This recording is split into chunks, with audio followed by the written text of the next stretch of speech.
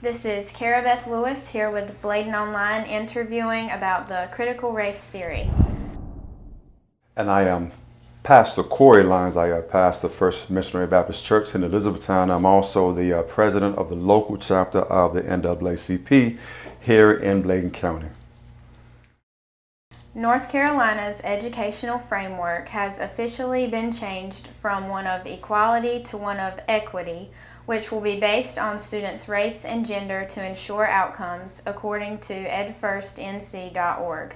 How would you describe the relation of this to the ideas of the critical race theory? I would describe these ideas as being much needed because it helps us to broaden how we see individuals around us. For some people, it helps us to be more accepting of others who are different from us, and it actually teaches us about other people outside of our circles. Again, it broadens our horizons. It educates us because a lot of people, the reason why many of us don't or feel less or feel uncomfortable about being around certain people is because we don't know about them per se in a more intimate way, meaning we don't know about their culture. We don't know about them personally, what they believe. So I believe teaching on equality and equity will be very helpful in the coming school years to come. In your opinion, is equity fair? Why or why not? In layman's terms, equity, it is fair, but it depends on, I would say it depends on those who are in charge per se. But it should be fair concerning gender, race. It should be fair all the way across the board so that it leaves no one out, so that we will all have access to the same things, so that you won't have one group being left out, being disenfranchised, not being heard. You won't have one group suffering and they go lack. But it is in fact fair, in my opinion, because it encapsulates and incorporates everyone in the circle.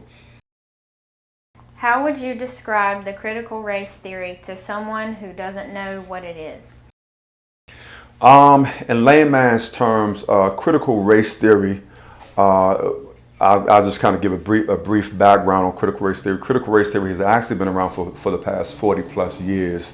It originated back in the 70s. Some of the creators of critical race theory are Derek Bell and Richard Delgado, and there are a few others. But the gist of critical race theory, it was created in order to study how rules, policies, and procedures were created based on race. Some of the examples of laws, policies, and procedures being created based on race, we don't have to look back too far. We can look back to the 60s during the Jim Crow era, where if you were black, you had to sit on a certain section of the bus that was law. There were certain doctors that you could not see, that was law. Certain restaurants, you had to enter into the back door of the restaurant, that was law.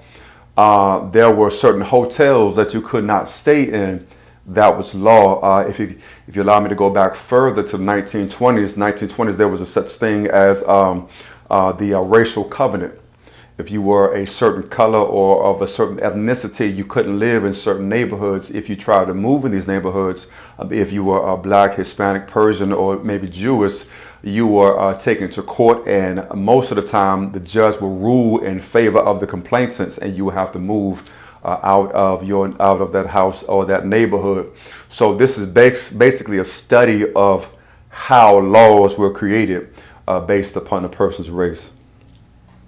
According to heritage.org, critical race theory is well established, driving decision making according to skin color, not individual value and talent. Do you agree with that statement?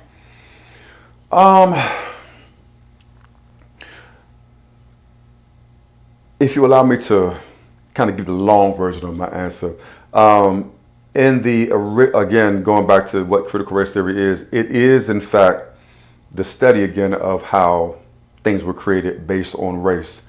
And I believe that yes, it is a teaching or a theory being ideas created in order to prove a point. It is an idea or a theory rather that does prove a point that race plays a part in certain aspects of policies, rules, laws being created. And then if you take it a step further outside of the rules, policies, and procedures, race plays also part in history. Race can be a part of biblical studies, so it plays a large part in just in everyday life, depending on how you view it. So I would dare say, yes, it is something that brings awareness to how we view race in America. According to edfirstnc.org, there is foreign money funding the critical race theory in North Carolina's public schools. What do you know about this, and what are your thoughts? As far as foreign money funding critical race theory in public schools, I am not aware of that. I have not come across any articles pertaining to that, so I would not be well equipped to speak on that matter as far as foreign entities funding critical race theory in public schools. How do you feel about critical race theory being implemented in schools?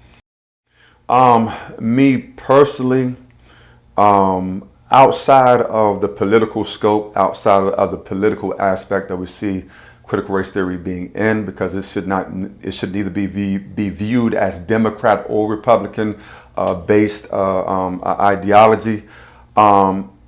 It's very important. It's important because critical race theory, it helps us to get a better understanding of how we arrived to where we are in this time in history. I'm a firm believer that we can never understand how we got to where we are without first understanding where we came from. Just like for people who study Bible, you would not understand the New Testament unless you understood or unless you studied and read the Old Testament. So critical race theory again gives us an understanding of why we view people the way we do. We can even look at critical race theory outside of the black and white concept. We can look at it pertaining to Native American. We can look at it pertaining to our Hispanic brothers and sisters and how we view them as well, because sad to say, race plays a large portion in how we view people, and it could be on a subconscious level. Sometimes we do things out of habit, subconsciously, not knowing that we're doing it, and this is based on race.